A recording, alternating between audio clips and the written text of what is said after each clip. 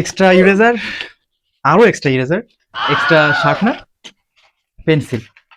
হ্যাঁ, এবার পরীক্ষা দাও।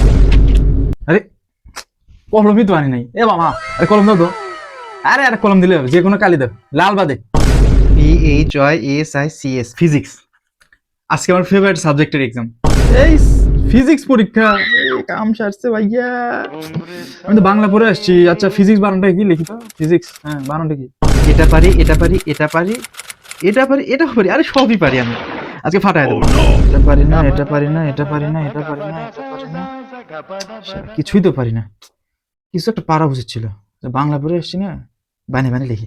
ম্যাম এক্সট্রা পেজ, ম্যাম আরেকটা এক্সট্রা পেজ, ম্যাম আরেকটা এক্সট্রা পেজ, ম্যাম পুরো বান্ডেলটা একটু দিয়ে দেন। Thanks ma'am, extra page. Ma'am আর একটা এক্সট্রা পেজ লাগবে। ম্যাম ও শুনে যাচ্ছে আমার কাছে। সত্য লিখতে দাও আমাকে। কত কষ্ট করে পড়ে আসছি। তাকাস না রে, নিজের ক্ষতি নিজেই করবি তোরা। নিজে নিজে লেখ।